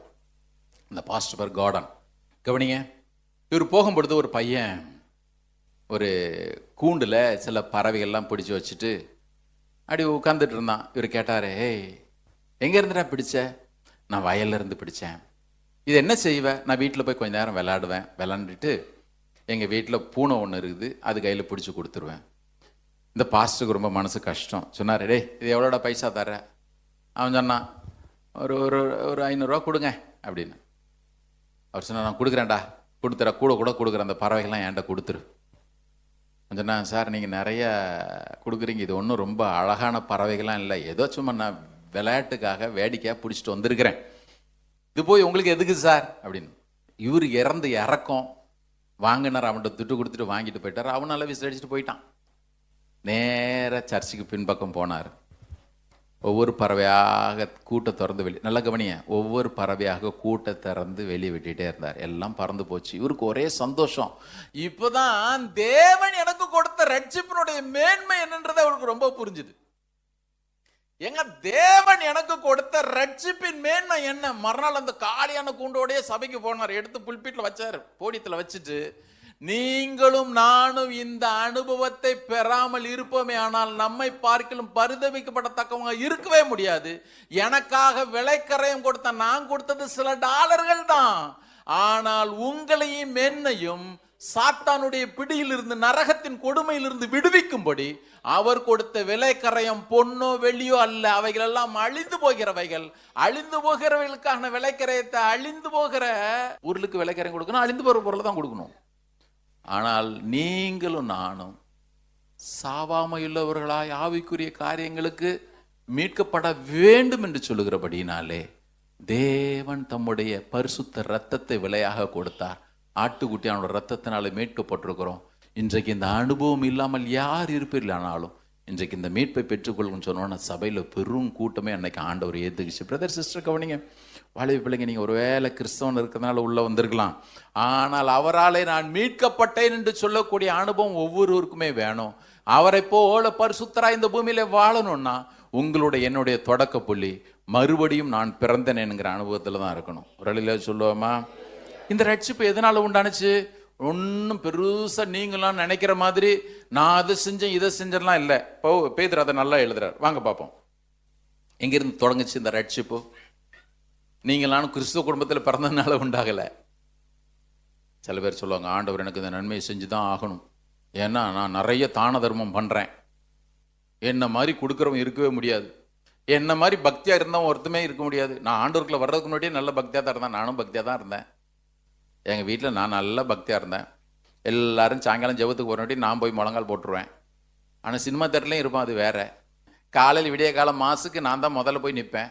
நான் தான் கோயிலில் மணி அடித்து கதவை திறந்து பாட்டு போட்டு ஃபாதருக்கு ட்ரெஸ் எல்லாம் கூட எடுத்து வச்சேன். ஆனால் என் வாழ்க்கையில் ரட்சிப்பு தேவைப்பட்டுச்சே, என் வாழ்க்கையில் ரட்சிப்பு தேவைப்பட்டுச்சு, என் வாழ்க்கையில் ரட்சிப்பு தேவைப்பட்டுச்சு. நல்ல கவனிங்க, இது எதனால உண்டானது? 4வது வசனத்தை வாசிங்க பார்ப்போம். அவர் இயேசு கிறிஸ்து மரித்தோரிலிருந்து எழுந்ததினாலே அழியாததும் மாசற்றதும் வாடாததுமாகிய சுதந்திரத்திற்கு ஏதுவாக ஜீவனுள்ள நம்பிக்கை உண்டாகும்படி தமது இரக்கத்தின்படி நம்மை மறுபடியும் ஜெனிப்பித்தார். என்ன மறுபடியும் பிறக்க வச்சார். ஒரு இடையில சொல்லுங்களாம் பாப்போம். இப்ப நீங்களும் நானும் உள்ள வந்து உட்கார்ந்து இருக்கோமே, காரணம் என்ன சொல்லுங்க? அவருடைய மிகுந்த இரக்கம் பிரதர், அவருடைய மிகுந்த இரக்கம், அவருடைய மிகுந்த இரக்கம். ஹல்லேலூயா, அவருடைய மிகுந்த இரக்கம். இதைத்தான் பவுலும் எழுதுறாரு. அதே வந்து வசனத்தையும் வாசிடலாம். நான் ஏற்கனவே சொன்ன நிறைய வசனங்களை வாசிக்க வேண்டியிருக்கும், வாசிக்கணும். அது இல்லைன்னா நமக்கு ஆழம் புரியாது. பவுல் எபேசியருக்கு எழுதும்போது எழுதுறார். 2வது அதிகாரம் எஃபிஷியன்ஸ் சாப்டர் 2 எடுங்க, வீட்டில் போய் இதில் திரும்ப திரும்ப வாசிச்சு பாருங்க. 1லேருந்து வாசிக்கலாம். அக்கிரமங்களினாலும் பாவங்களினாலும் மரித்தவர்களா இப்படி படிச்சா பிடிக்கிற சில பேருக்கு இந்த மரித்தவர்கள்லாம் புரியறதே இல்லை. நான் வாசிக்கிறேன் பாருங்க, நமக்கு புரியுற மாதிரி. அக்கிரமங்களினாலும் பாவங்களினாலும் செத்து போயிருந்த உங்களை உயிர்ப்பித்தார். அவைகளில் நீங்கள் முற்காலத்திலே இவ்வுலக வழக்கத்திற்கு ஏற்றபடியாகவும் கீழ்ப்படியாமையின் பிள்ளைகளிடத்தில் இப்பொழுது கிரியை செய்கிற ஆகாயத்த அதிகார பிரபுவாகிய ஆவிக்கேற்றபடியாகவும் நடந்து வந்தீர்கள். அவர்களுக்குள்ளே நாம் எல்லாரும் முற்காலத்திலே நமது மாம்சம் விரும்பினபடி இச்சையின்படி நடந்து நமது மாம்சமும் மனசும் என்னென்னலாம் செய்யணும்னு சொன்னிச்சு அதன்படியே செய்து புத்தியில மற்றவர்களை போல கோபாக்கினையின் பிள்ளைகளாக இருந்தோம். இப்ப வாசிங்க 4வது வசனம். ரட்சிப்பு எப்படி கிடைச்சது பாருங்க, வாசிங்க. தேவனோ, ஆமா, இந்த ஆண்டவர் உங்களை என்ன அழிச்சு போட்டு இந்த தேவனோ இரக்கத்தில் ஐஸ்வர்யம் உள்ளவராய் நம்மில் அன்பு கூர்ந்த தம்முடைய மிகுந்த அன்பினாலே அக்கிரமங்களில் மரித்தவர்களாய் இருந்த நம்மை கிறிஸ்துவோட கூட உயிரோடு எழும்பச் செய்தார். கிருபையினாலே ரட்சிக்கப்பட்டிருக்கிறோம். கிறிஸ்து இயேசுக்குள் அவர் நம்மிடத்தில் வைத்த தயவினாலே தம்முடைய கிருபையை மகா மேன்மையான ஐஸ்வர்யத்தை வருங்காலங்களிலே விளங்க செய்வதற்காக கிறிஸ்து இயேசுக்குள் நம்மை அவரோடு கூட எழுப்பி உன்னதங்களில் அவரோடு கூட உட்காரவும் செய்தார். கிருபையினால விசுவாசத்தை கொண்டு ரட்சிக்கப்பட்டீங்க. இது உங்களால் உண்டானதல்ல, இது தேவனுடைய ஈவு. ஒரு அலையில சொல்லுவோமா? இது கிரியையினால உண்டானதே அல்ல. கர்த்தருக்கு ஸ்தோத்திரம். உங்களுக்கு எனக்கு ஆண்டவர் இவ்வளோ பெரிய ரட்சிப்பை கொடுத்துருக்கிறார். ஆமென். நான் ஏற்கனவே உங்களுக்கு சொன்னேன்ல, சில பேருக்கு நான் நல்லவனா இருக்கிறேன், நான் கிறிஸ்தவனா இருக்கிறேன், அதனால ரட்சிக்கப்பட்ட நினச்சிட்டு யாரும் உள்ள இருக்கவே கூடாது. ஒரு முறை ஒரு கன்வென்ஷன் நடந்துச்சு. அங்கே அந்த சர்ச்சுக்கே தலைவராக இருந்தவர், அவர்கிட்ட ஒரு சின்ன பையன் டிராக்டை கொண்டு வந்து கொடுத்தான். ஐயா, இயேசு உங்களை நேசிக்கிறார், மனம் திரும்புங்கள். அவர் டிராக்டை வாங்கிட்டு சொன்னார், டேய், இந்த சர்ச்சுக்கு பிரசிடன்ட் நான் தான்டா. அவன் சொன்னான், இயேசு உங்களை நேசிக்கிறாரு, மனம் திரும்புங்க. அவர் சொன்னார், இந்த கன்வென்ஷனை நான் தான்டா நடத்துகிறேன். அடுத்து இவன் கேள்வியை மாற்றினா, ஐயா நீங்கள் ரட்சிக்கப்பட்டிருக்கிறீங்களா? எவ்வளோ பணம், எங்கள் தாத்தா தாண்டா இதில் இருந்து தொடங்கினாரு, எவ்வளோ பெரிய காரியங்கள்லாம் செஞ்சார் தெரியுமா? ஐயா நீங்கள் ரட்சிக்கப்பட்டீங்களா? வாரம் சபைக்கு வர அதிகாலையிலிருந்து நான் ஜெபம் பண்ணுறேன். ஐயா நீங்கள் ரட்சிக்கப்பட்டீங்களா? Are you saved? ரட்சிக்கப்பட்டீங்களா? ஐயா பதில் சொல்லுங்க. இந்த பையன் கேட்ட உடனே அவருக்கு மனசே உடஞ்சி போச்சு. போனார், உட்கார்ந்தாரு. இதே மாதிரி ஒருத்தன் பைபிளில் கூட இருந்தான் பாருங்க, வாசிடலாம் அதையும். யோவான் 3வது அதிகாரம், ஜான் சாப்டர் 3. இவன் சாதாரண ஆள் கிடையாது. நல்ல கவனிங்க.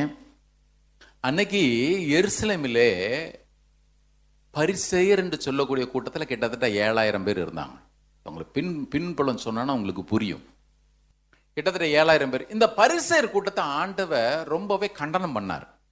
ஏன் அப்படின்னு கேட்டீங்கன்னா, எல்லா பரிசேயரும் இல்லை, பெரும்பாலான பரிசேயர் பார்த்தீங்கன்னா எல்லாரும் பார்க்கறது போல நல்ல ட்ரெஸ்ஸை போட்டு எல்லாரும் பார்க்கும் பொழுது, பரமண்டங்களில் இருக்கிற எங்கள் பிதாவே அப்படிதான் ஜெபத்தை தொடங்குவாங்க. இவங்களை பார்த்த உடனே ஐயாவை மாதிரி யோகியர் உலகத்தில் யாருமே இருக்க முடியாது அப்படின்ற ஒரு நினைப்பு, கன்க்ளூஷனுக்கு எல்லாரும் வந்துருவாங்க. ஆனால் இந்த நிக்கோதேமு யார் அப்படின்னு கேட்டீங்கன்னா, இவன் ஆலோசனை சங்கத்தில் கவனிக்கணும். ஆலோசனை சங்கம் என்பது அன்னைக்கு நமக்கு இன்னைக்கு இந்தியாவில் இருக்கிற சுப்ரீம் கோர்ட் ஜட்ஜு மாதிரி. அன்னைக்கு ஆலோசனை சங்கத்தில் இந்த நிக்கோதேமு பெரிய போஸ்ட். மாத்திரமல்ல, இவனை குறித்து வரலாற்று ஆசிரியர்கள் சொல்லும்போது சொல்றாங்க, அன்னைக்கு எருசலேமில் இருந்த பெரும் பணக்காரர்கள் 3 பேர்ல இந்த நிக்கோதேமும் ஒருத்தன்.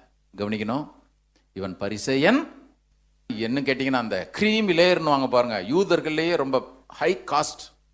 நம்ம ஊர்ல அப்படி அவங்க மாதிரின்னு வச்சுங்களேன்.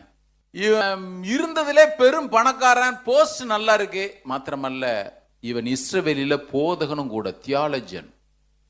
வேதம் தெரியாதவன் அல்ல. ஆண்டவரை சொல்றாரு, நீ இஸ்ரவேலில போதகனா இருந்து உனக்கு இது தெரியலையா? இப்ப பணம் இருக்கு, படிப்பு இருக்கு, பக்தி இருக்கு. ஆனா நல்ல இரவுல ஆண்டவர்கிட்ட வரும்பொழுது நான் நினைக்கிறேன் முக்காடு போட்டே வந்திருப்பான், யாருக்கும் தெரியாம. நடு ராத்திரி ஆண்டவர்கிட்ட வந்து நேற்று இதை வாசிச்சிருக்கும் பொழுது யோசிச்சேன், இந்த ஆண்டவருக்கு எங்க யாரை எப்படி டீல் பண்ணணும் கரெக்டா தெரியும் பாருங்க. இந்த வளவள குலகுலாம் பேசிக்கிட்டே இருக்கிறது இல்லை. எடுங்க 3வது அதிகாரம். யூதருக்குள்ளே அதிகாரியான நிக்கோதேமு எனப்பட்ட பரிசேயன் ஒருவன் இருந்தான். அவன் ராக்காலத்தில் இயேசுனிடத்துல வந்து, ஆமா அது என்னமோ அவனை 3 இடத்துல போட்டிருக்கு ஆண்டவர். 3 இடத்துலையுமே அவன் ராக்காலத்திலே வந்தவனே போட்டிருக்கு. உங்களுக்கு வசனத்தை காட்டுறேன் பாருங்க. சில பேர் பைபிளை கொண்டு வரும் பொழுது கூட பாருங்க, அப்படி பிளாஸ்டிக் பேக்ல சுத்தி வெளியே தெரியாம கம்கட்டில் வச்சுட்டு எல்லாம் ஷாப்பிங் போற மாதிரி. எங்க போறேன்? இந்த போயிட்டு வரேன். இந்த நிக்கோதேமு அது மாதிரி தான் முக்காடு போட்டே வந்திருப்பான்னு நினைக்கிறேன். ஆண்டவர் டைரக்டா போட்டு அனுப்பிச்சார். அவன் ராக்காலத்துல இயேசுனிடத்துல வந்து, ரபி, நீ தேவனிடத்துல இருந்து வந்த போதகர் என்று அறிந்திருக்கிறோம். ஏனெனில் ஒருவனும் தன்னுடனே தேவன் இராவிட்டால் நீர் செய்கிற இப்படிப்பட்ட அற்புதங்களை செய்ய மாட்டான் என்றான். இப்ப சாதா பாஸ்டா இருந்தா என்ன சொல்லியிருப்பாரு? நிக்கோதேமு, நீ என்கிட்ட வர்றதுனால எனக்கு எவ்வளவு பெரிய கனம் கிடைச்சது. உலக பிரகாரமான நன்மைகளை தேவன் நமக்கு அளவில்லாமல் தந்திருக்கிறார். மாத்திரமல்ல, நீ சுப்ரீம் கோர்ட்டுக்கு ஜட்ஜி, நீ வர்றதுக்கு நான் என்ன பாக்கியம் பண்ணியிருக்கணும். இப்படி நாம பேசியிருப்போம். ஆண்டவர் சொல்லிட்டாரு, ஒருத்தன் மறுபடியும் பிறக்கலன்னா தேவனுடைய ராஜ்யத்தில் கர்த்தருக்கு ஸ்தோத்திரம். நேற்று நான் ஆண்டவர்கிட்ட கேட்டேன், ஆண்டவரே ஒருவேளை எங்கள் கூட்டத்துக்கு டெல்லியிலே பெரிய ஆள் வர்றாருன்னு வச்சுக்கோங்க, அல்லது சென்னையிலே பெரிய ஆள் வந்தார்னா கர்த்தர் அடுத்த எலெக்ஷனில் உங்களுக்கு 240க்கு மேலே தொகுதியை தருவார். நான் ஜெபம் பண்ணிடக்கூடாது ஆண்டவரே. டெல்லியில இருந்து வந்தார்னா 500க்கு மேலே தொகுதியை தந்துடுவார். நான் ஜெபம் பண்ணக்கூடாது ஆண்டவரே. ஒருவன் மறுபடியும் பெறாவிட்டால் தேவனுடைய ராஜ்யத்தை காண மாட்டான்னு சொல்றதுக்கு மாத்திரம் தைரியத்தை தார ஆண்டவரே. நல்லா கவனிங்க, நல்லா கவனிங்க. இப்போ ஆண்டவர் அவன்கிட்ட ஒவ்வொரு விஷயமா பேசிக்கிட்டே இருக்கிறார். இங்க பாரு, நீ மறுபடியும் பிறக்கணும். இவனுக்கு பணம் இருந்துச்சு, அதிகாரம் இருந்துச்சு, பக்தி இருந்துச்சு, நல்ல பேர் இருந்துச்சு. ஆனா ரட்சிப்பை சொன்னவனு அவனுக்கு புரியவே இல்லை. வாசிங்க பார்ப்போம். அதற்கு நிக்கதேமு, ஒரு மனுஷன் முதிர் வயதாக இருக்கையில் எப்படி பிறப்பான்? அவன் தன் தாயின் கற்பத்தில் 2ஆம் தரம் பிரவேசித்து பிறக்கக்கூடுமோ என்றான். ஆண்டவருக்கு மனசுல என்ன நினைச்சாரு தெரியல. இங்க பார், ஒருவன் ஜலத்தினாலும் ஆவினாலும் பிறவாவிட்டால் தேவனுடைய ராஜ்யத்திலே பிரவேசிக்க மாட்டான். எப்படி ஒரு குழந்தை இந்த பூமியில பிறக்கிறதுக்கு ஒரு தாயின் தகப்பனும் தேவைப்படுது, அதே மாதிரி ஒருத்த மனுஷன் மறுபடியும் பிறக்கணும்னா பரிசுத்த ஆவியானவர் வேணும், தேவனுடைய வார்த்தையும் வேணும். ஆண்டவர் அங்க தெளிவா சொல்லிட்டாரு, உனக்கு ஜலத்தினாலும் ஆவினாலும் பிறக்கலன்னா தேவனுடைய ராஜ்யத்துல பிரவேசிக்க மாட்டான். ஆண்டவரே அவர் பக்திவான்.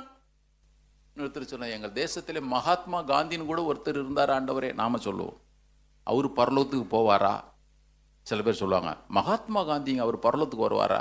என்கிட்ட வந்து கேட்டா, எப்பா என் ஆண்டவர் பரலோகத்துக்கும் பூலோகத்துக்கும் அதிபதி, அவர் என்ன சொல்லியிருக்கிறாருன்னு பார்த்தா, ஒருத்தன் மறுபடியும் பிறவாவிட்டால் தேவனுடைய ராஜ்யத்திற்குள், அவர் மகாத்மா காந்தியாவே இருந்தாலும் சரி, ஜலத்தினாலும் ஆவியினாலும் பிறக்கலன்னா, அவர் எவ்வளவு நல்லவராகவே இருந்தாலும் சரி, உலகமே அவரை தூக்கி வச்சு கொண்டாடினாலும் சரி, தேவன் ஒரு நியதி எழுதிட்டார். உலகத்தை மனுஷனுக்கு மாத்திரமல்ல, தேவ பிள்ளைகளை என்று தங்களை அழைத்துக் கொள்வர்களுக்கு ஆண்டவர் இதே தான் சொல்றாரு. என்ன? ஒருத்தன் ஜலத்தினாலும் ஆவினாலும் பிறக்கலன்னா தேவனுடைய ராஜ்யத்துல பிரவேசிக்கவே முடியாது. மாம்சத்தினால பிறப்பது மாம்சம். இப்போ நிக்கதோமி நாம் பேசுறது ஆவிக்குரிய காரியம். நீ மாம்சத்துக்கு பிரகாரமாவே யோசிச்சுட்டு இருக்காத, ஆவிக்குரிய பிரகாரமா யோசி. நீ மறுபடியும் பிறக்கதான் ஆகணும். எப்படி பிறக்கணும்? ஜலத்தினால பிறக்கணும், நீ ஆவியினால பிறக்கணும்.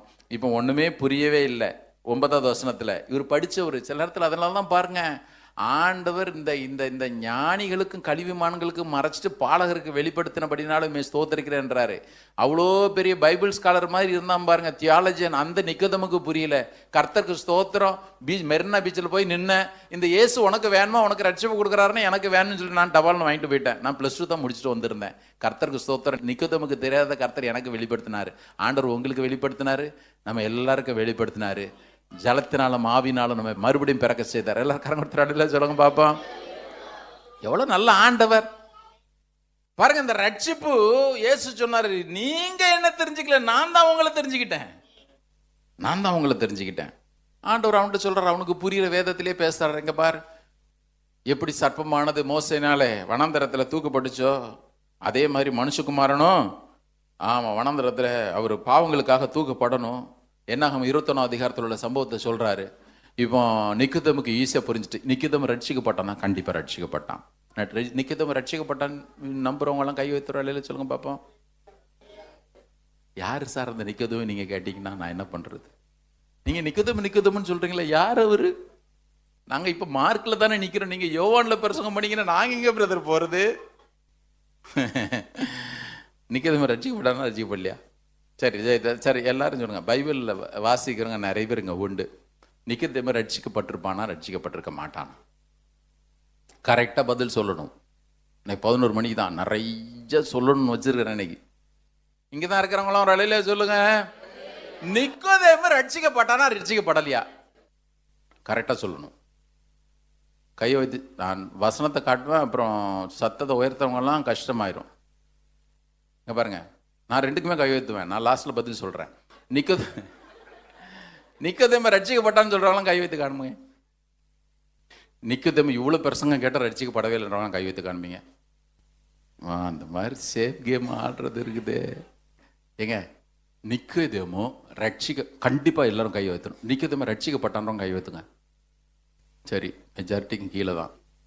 நிக்கோதேமு ரட்சிக்கப்படவே இல்லைன்றவங்க கை வைத்துங்க. இன்னும் அநியாயமாக இருக்குது. நிக்கோதேமு ரட்சிக்கப்பட்டான், ஒரு இலையில சொல்லுவோமா? சரி, இப்போ நிக்கோதேமு ரட்சிக்கப்பட்டான்றவங்களாம் கை வைத்து காண்பீங்க. அதுலேயும் சில பேர் கையெழுத்தில் பாரு. வாசிக்கலாம். ரட்சிக்கப்பட்டதுக்கு ஆதாரம் நான் சொல்கிறேன், வாசிங்க. யோவான் 7வது அதிகாரம். இந்த 3 இடத்துல தான் அவனை பற்றி சொல்லியிருக்கு. John chapter 7:15. இப்போ இயேசுவை அப்படி குற்றம் காணும்படியா சில போர்ச்சவர்களை ஆலோசனை சங்கத்திலேருந்து அனுப்புகிறாங்க. அவங்கெல்லாம் திரும்பி வந்து சொல்கிறாங்க, ஏங்க என்னங்க அவரை போய் கைது பண்ண அனுப்புனீங்க? அவர் பேசுனது மாதிரி ஒருத்தரும் பேச நாங்கள் கேட்கவே இல்லை. எடுங்க யோவான் 7வது அதிகாரம். அவன் ரட்சிக்கப்பட்டான்றது எப்படின்றத நான் சொல்கிறேன். இப்போ அவங்க சேவகர் பிரதியுத்தரமாக 46வது வசனம், அந்த மனுஷன் பேசுகிறது போல ஒருவனும் ஒரு காலம் பேசினதில்லை என்றார்கள். அப்பொழுது பரிசேயர், நீங்களும் வஞ்சிக்கப்பட்டீர்களா? அதிகாரிகளிலாவது பரிசேயர்களாவது யாதாம ஒருவர் அவனை விசுவாசித்தது உண்டா? வேதத்தை அறியாதவர்களாக இந்த ஜனங்கள் சபிக்கப்பட்டவர்கள் என்றார்கள். இப்போ நடுவில் ஒரு குரல் வருது. ஏன்னா ரட்சிக்கப்பட்டவன் எப்பொழுதுமே கூட்டத்தில் தனியாக தான் நிற்பான் பாருங்க. கரெக்டா? இப்போ அவனுக்கு அங்கே ஆண்டவர் என்ன தெரியுமா அடையாளம் கொடுத்தாரு? ராத்திரியிலே அவரிடத்திற்கு வந்தவனுமா? அவர்கள் யாரு? பரிசேயர் கூட்டத்திலே ஒருவனுமாகிய நிக்கோதேமு என்பவன் அவர்கள் நோக்கி, ஒரு மனுஷன் சொல்வதை கேட்டு அவன் செய்கைகளை அறிகிறதற்கு முன்னே அவனை ஆக்கினைக்கு உட்படுத்தலாம் என்று நம்முடைய நியாயப்பிரமாணம் சொல்லுகிறதா? ரட்சிக்கப்பட்டவன் எப்பவுமே கூட்டத்தில் தனியாக நிற்போம். ரலையில சொல்லுங்க பார்ப்போம். நீ என்னையா பேசுகிற? உனக்கு ஆமாஞ்சாமி போகிறதுக்கெல்லாம் நான் இல்லை. காலத்துக்கு முன்னே எதை குறித்து நீ தீர்ப்பு சொல்லாத. இப்போ இவங்களுக்கெல்லாம் கோபம், நீர் கலிலேயனோ? ஆமாம், கலிலேயிலிருந்து ஒரு தீர்க்கதரிசி எழும்புறன்னு சொன்னோன்னா எல்லாரும் வீட்டுக்கு போயிட்டாங்க. அடுத்து இன்னொரு வசனம் கூட இருக்குது, வாசிடலாமா? யோவான் 19. இவன் கடைசி வரைக்கும் வந்தான். அங்கேயும் அவனுக்கு ஒரு பேரை கொடுத்துருக்கிறாரு. அது யோவான் கொடுத்தாரா இல்லைன்னா ஆவியானவர் ஸ்ட்ராங்கா எழுத சொன்னாரான்னு எனக்கு தெரியல. அவனுக்கு அடையாளமே அப்படி மாறி போயிடுச்சு பாருங்க. யோவான் 19வது அதிகாரம் 39வது வசனம்.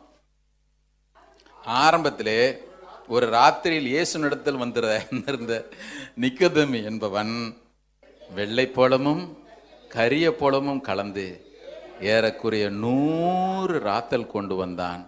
அவர்கள் இயேசுவின் சரீரத்தை எடுத்து யூதர்கள் அடக்கம் பண்ணும் முறையின்படி அதை சுகந்த வர்க்கங்களுடைய சீலைகளில் கட்டினார்கள். இப்போ நிக்கோதேமு இயேசு மறுதலிக்கவே முடியல. இயேசுனுடைய மரணத்தில் எல்லாரும் ஓடி போயிட்டான். எனக்கு என்ன நடக்குமோ? நிக்கோதேமு இயேசுவோட கூட தன்னை அடையாளப்படுத்தினான். அவருக்கு என்னென்னலாம் செய்யணுமோ எல்லாவற்றையும் நான் செய்வேங்க. இவன் என்ன தனியாக ஒருத்தன் நினைச்சாலும் பரவாயில்ல, என்னை துரோகி நினைச்சா பரவாயில்லை, என்னை புறந்தளவன் என்று சொல்லப்பட்டாலும் பரவாயில்லை. கரெக்டாக அவன் ராத்திரியில் வந்தான்னு போடலை. ராத்திரியில் வந்தவனும் அவன் தன்னை கிறிஸ்துனுடைய சீடன் என்று சொல்லக்கூடிய அளவிற்கு தன்னை வெளிப்படுத்தி காண்பிச்சான். எல்லாரும் கரங்களை ஒருத்தி சத்தம் முறையிலே சொல்லுங்க பார்ப்போம். பிரதர் சிஸ்டர் கவனிங்க. இந்த நிக்கோதேமு பரிசெயன். சரி, இவனாவது ரொம்ப அமைதலான பரிசெயன், அவனுக்கும் ரட்சிப்பு தேவைப்பட்டுச்சு. இன்னொருத்தன் அடாவடி பரிசைன்னு ஒருத்தர் இருந்தான் பாருங்க, அவனுக்கும் ரட்சிப்பு தேவைப்பட்டுச்சு. யார் இந்த அடாவடி பரிசைன் அப்படின்னு பார்த்தீங்கன்னா, அப்படி வாங்க பிலிப்பியர் 3வது அதிகாரம் 5லிருந்து வாசிங்க. ஒருத்தர் சொல்றாரு, நான் 8ஆம் நாளில விருத்த சேதனம் அடைந்தவன், இஸ்ரவேல் வம்சத்தான், பென்யமீன் கோத்திரத்தான், எபிரேயரிலே பிறந்த எபிரேயன். நான் பாதியில வந்தவன்லாம் கிடையாது. I am not converted. நான் பிறந்ததே எபிரேயனா தான் பிறந்தேன். நியாய பிரமாணத்தின்படி பரிசெயன். என்கிட்ட ஒரு குற்றமும் கிடையாதுயா. ஆமா, நான் அடாவடி பரிசெயன். எல்லா இடத்துலையும் போய் ஆண்டவர் பார்த்தாரு, இந்த பாரு, என் மேல இருக்கிற பக்தி உனக்கு இருக்கட்டும், நீ கண்டிப்பா ரட்சிக்கப்பட்டு தான் தீரணும். பிரதர், ரட்சிக்கப்படாம யாராகிலும் இருப்பீங்கன்னு ஆண்டவர் உங்களுக்கு உதவி செய்வாராக. எல்லாரும் கரங்கொடுத்துறையிலே சொல்லுங்க. இங்க கவனிங்க, வசனத்தை இங்க கவனி. நான் எல்லாம் எவ்வளவுக்கு எவ்வளவு உங்களுக்கு வசனத்தை சொல்லணுமோ நான் சொல்லிடுவேன். ஆண்டவர் வருகையில் நீங்கள் நிற்பீங்க, நானும் நிற்போம். கண்டிப்பாக கையெழுத்து சொல்கிறேன், ஆண்டவரே எனக்கு நீங்கள் கற்றுக் கொடுத்தது இவ்வளவு தான், நான் சொல்ல வேண்டியதெல்லாம் சொல்லிட்டேன் ஆண்டவரே, எல்லாம் ரத்த பலிக்கு நான் நீங்களாயிட்டேன், என்னால் தைரியமாக சொல்ல முடியும். கவனிங்க கருத்துடைய பிள்ளைங்க, நான் 5 நிமிஷத்தில் முடிச்சிடறேன், நிறையா இருக்குது, இன்னொரு நாள் நம்ம பார்ப்போம். இப்போ அவன் நல்ல அமைதியான பரிசேயன், அவனுக்கும் ரட்சிப்பு தேவைப்பட்டுச்சு. இவன் அடாவடி பரிசேயன். வேதம் சொல்லுகிற பவுல் சீறி கொண்டு போனான்னு இருக்குது. சீறி கொண்டு பாம்பு தான் சீரும், இவனும் சீறி கொண்டு போனான்னு. ஆண்டவர் பாருங்க, அவனுக்கும் உனக்கு ரட்சிப்பு வேணும்னு சொன்னாரு. சரி, இது 2 கேஸ்லையும் சேராம புறஜாதியான் ஒருத்தன் இருந்தான் அப்போஸ்தலர் 10வது அதிகாரத்தில். அவன் பாருங்க எப்படிப்பட்ட ஆள்னு. யாராகிலும் நான் கிறிஸ்தவ குடும்பத்தில் பிறந்தேன், நான் பக்தியாக இருக்கேன்லாம் சொல்லிட்டு யாரும் சொல்லிடக்கூடாது. அப்போஸ்தலர் 10வது அதிகாரம், ஆக்ட்ஸ் சாப்டர் 10. இத்தாலியா பட்டணம் என்பட்ட பட்டாளத்திலே 100க்கு அதிபதியாகிய கொர்நேலி என்னும் பெயர் கொண்ட ஒரு மனுஷன் செசரியா பட்டணத்தில் இருந்தான். யார் தெரியுமா?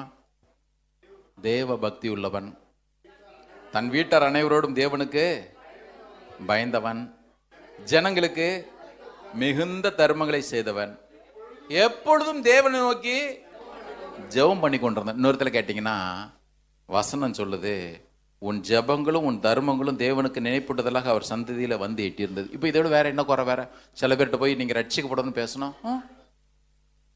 எனக்கு ஆண்டவர் எவ்வளவு அற்புதம் செஞ்சிருக்காரு தெரியுமா? ஏங்க ரட்சிக்கப்படணுங்க, இயேசுவின் ரத்தத்தினால கழுவப்படணும். அந்த ஊழியக்காரர் எனக்கு தெரியுமா? ஏங்க ரட்சிக்கப்படணும், இயேசுவின் ரத்தத்தினால கழுவப்படணும். எனக்கு ஆண்டவர் எவ்வளவு ஆசீர்வாதம் தந்திருக்காரு தெரியுமா? என் ஜெபத்துக்கு பதில் தர்றாரு. பிரதர், ஆண்டவர் உங்க ஜெபத்துக்கு பதில் தர்றாருன்றதுனால நீங்க ரட்சிக்கப்படக்கூடாதுன்னு அவசியம் இல்லை. நீங்க தானம் தர்மம் பண்ணலாம், குடும்பமா கர்த்தருக்கு பயந்து வாழலாம். இந்த 10வது அதிகாரத்தில் நம்ம வாசிக்கிறோம், கண்டிப்பாக யாரா இருந்தாலும் உங்களுக்கு ரட்சிப்பு அவசியம். ஒரு சொல்லுங்களேன் பார்ப்போம். ஒரு ரட்சிப்பு அவசியம். அன்னைக்கு கொர்நேலியுக்கு அது வேண்டுமே, ஆனால் ஆண்டவர் அவனுக்கும் அதை கொடுக்கணும்னு திட்டம் வைத்திருப்பார். ஆனால் இன்றைக்கு எல்லா மனுஷரும் ரட்சிக்கப்படவும் சத்தியத்தை அறிகிற அறிவை அடையும் அவர் சித்தமுள்ளவராக இருக்கிறாரே. ஆமென். ஒரு சொல்லுங்க பார்ப்போம். எல்லாருக்கும் வேணும். நான் நேற்று ஒரு சம்பவத்தை வாசிட்டு இருந்தேன். ஏன் இந்த ரட்சிப்பை குறித்து நம்ம ரொம்ப சந்தோஷப்படணுன்றதுனால சொல்கிறேன். மெர்லின் மன்றோன்ற ஒரு பெரிய நடிகை, அப்போ உள்ளவங்கெல்லாம் தெரியும். நான் பிறக்கிற மட்டும் அவள் இருந்தா, ஆனால் அவள் பேர் நிறைய சரித்திரங்கள்லாம் அவளை பற்றி ஹிஸ்ட்ரிலாம் வாசிச்சிருக்கோம். 1950 மற்றும் 60களின் தொடக்கத்திலே உலக புகழ்பெற்ற ஒரு ஹாலிவுட் நடிகை. அவளுக்கு இருந்த பணத்திற்கும் புகழுக்கும் அளவே கிடையாது. அன்னைக்கு அவள் நடித்த திரைப்படங்கள் $200 மில்லியன் லாபம் குவிச்சு தான். இன்னைக்கு கணக்கு பிரகாரம் பார்த்தீங்கன்னா $2 பில்லியன் கணக்கிலே போட முடியல பாருங்க. நம்ம இந்தியாவே 5 ட்ரில்லியன் போகணுன்றான், ஆனால் பில்லியன்றான். நமக்கு ஆளுங்களுக்கு கொஞ்சம் எட்டா கனவு. ஆனால் அந்த நடிகை இன்றைய கணக்கு பிரகாரம் பார்த்தீங்கன்னா அவள் நடித்த படங்கள் $2 பில்லியன் வருமானம் ஈட்டக்கூடியதான புகழ், பெயர். அமெரிக்க ஜனாதிபதி ஜான் எஃப் கென்னடி அவளுடைய காலடியில் விழுந்து கிடந்தாருன்னு சொல்லுவாங்க. ஒரு நாள் அவ ஒரு ஷூட்டிங் ஸ்பாட்டில் இருந்தப்போ பண்டிதர் பில்லி கிரஹாம் அவள் இடத்துல போனார். சொன்னார், தேவன் உண்மையில் இரக்கமாக இருக்கிறார். உன்னுடைய வாழ்க்கையில் அவர் சிந்தின ரத்தம் உனக்கு அவசியம். உன்னுடைய வாழ்க்கையில் அவர் ரட்சிப்பை கொடுக்க விரும்புகிறார். உனக்காகவும் அவர் சிலுவையிலே மரித்திருக்கிறார். கர்த்தர் பிள்ளைங்க கவனிங்க, நான் ஒரு சம்பவத்துக்காக இதை சொல்லலை. நான் ஏன் இதை சொல்கிறத உங்களுக்கு சொல்கிறேன். உலக புகழ்பெற்ற நடிகை, பணத்துக்கும் புகழுக்கும் குறைவே கிடையாது. அதிகார வர்க்கம் காலில் விழுந்து கிடக்கு. இந்த பில்லி கிரஹாம் போய் அந்த நடிகைகிட்ட சொன்னார், மெர்லின் மன்றோட்ட, உன்னை இயேசு நேசிக்கிறார், உனக்கு ரட்சிப்பு வேணும். இவ சொன்ன பதில் என்ன தெரியுமா? உன்னோட இயேசு எனக்கு தேவையே இல்லை, உன் இயேசுவை நீ வைத்துக்கொள். சில நாட்களுக்குள்ளாக அவருடைய பேரும் புகழ் அப்படியே சறுக்க ஆரம்பிச்சது. எல்லாரும் அவளை கருவேப்பிலை மாதிரி யூஸ் பண்ணாங்க. உலகம் அப்படிப்பட்ட உலகம் தானே. அவளை கருவேப்பிலை மாதிரி யூஸ் பண்ணி தூக்கி தூக்கி போட்டாங்க. 1962 ஆண்டு ஆகஸ்ட் மாதம் 5ஆம் தேதி காலையில் அவள் வீட்டு கதவை திறக்கவே இல்லை. போய் தட்டி ஜன்னல் டோரை உடச்சிட்டு உள்ளே போனால் உடலில் துணி இல்லாமல் வெறும் சின்ன துணியை மாத்திரம் போத்திக்கிட்டு கையில் டெலிஃபோன் ரிசீவரை பிடிச்ச மாதிரி பணமாக கிடந்தா. இளம் வயது முதிர்ந்த பிறகு இல்லை, பணமாக கிடந்தா. டாக்டருங்கெல்லாம் சோதிச்சுட்டு அளவுக்கு அதிகமாக தூக்க மாத்திரை எடுத்து அதனால தான் இறந்தான்னு ஒரு ரிப்போர்ட். சிலர் அப்படி இல்லை, கொலை. இன்ன வரைக்கும் அவளுடைய மரணத்திற்கான காரணம் சரியாக தெரிவிக்கப்படலை. கவனிக்கணும். யார் தெரியுமா? இயேசு உன்னை நேசிக்கிறார், உனக்கு அந்த ரட்சிப்பை இலவசமாக கொடுக்க விரும்புகிறார் என்று ஒருத்தின் இடத்துல சொல்லப்பட்ட பொழுது நீ சொல்லுகிற இயேசு எனக்கு தேவையில்லைன்னு சொல்லிட்டு வலுக்கட்டாயமாக உதறி தள்ளின பெயரும் புகழும் பணமும் நிறைந்த ஒரு பெண்மணி. நான் யோசிச்சு பார்த்தேன், ஆண்டவரே, ஒண்ணுமே இல்லாத இருந்த எங்களுக்கு நீங்க இந்த சத்தியத்தை சொன்னீங்க. அது மாத்திரம் இல்லை, எனக்கு இந்த இயேசு வேண்டான்னு சொல்லாத அளவிற்கு எங்களுடைய மனசை நீங்க பண்படுத்தினீங்களா, அதற்காக ஸ்தோத்திரம் ஐயா. அவ செஞ்ச பாவம்லாம் படம் போட்டு காட்டினாங்க, நம்ம செஞ்ச பாவத்தெல்லாம் படம் போட்டு காட்டல. இவ்வளவுதான் வித்தியாசம். கர்த்தருக்கு ஸ்தோத்திரம். இயேசு சொன்னாரு, நீங்கள் என்னை தெரிந்து கொள்ளவில்லை, நான் தான் உங்களை தெரிஞ்சுக்கிட்டேன். இந்த வசனத்தினுடைய ஆளை நேற்று மாலின் மன்றவுடைய ஹிஸ்டரி கொஞ்சம் போய் அப்படி வாசிக்கும் பொழுதுதான் எனக்கு புரிஞ்சுது. என் மேல இவ்வளவு கிருபையா இருக்கிறீங்களா ஆண்டவரே. நான் உம்மை விரும்பி வரல, நான் இயேசுவை நேசித்தவனும் இல்லை. வேதம் சொல்லுகிறது, நீங்களும் நானும் தேவனுக்கு சத்துருக்களாய் இருந்தோம், கோபாக்கினின் பிள்ளைகளாய் இருந்தோம். இந்த சுவிசேஷம் வந்த உடனே ஏற்றுக்கொள்ளக்கூடிய ஒரு மனப்பக்குவத்தை ஆண்டவர் உங்களுக்கு எனக்கும் கொடுத்தாரு. இன்னைக்கு நீங்கள் நான் எந்த விதத்தில் விசேஷித்தவங்கள் ஆயிட்டோம் தெரியுமா? இந்த ரட்சிப்பு என்கிற ஒரே ஒரு காரியத்தை மட்டும்தான் வச்சு தொடர்ந்து வசங்களை வாசிப்போம், அப்புறம் தியானிக்கலாம். கவனிங்க, எனக்கு ஆண்டவர் என் வாழ்க்கையில் இந்த ரட்சிப்புன்னு ஒன்று இருக்குன்ற உணர்வை நம்ம எல்லாருக்குமே தருவாராக.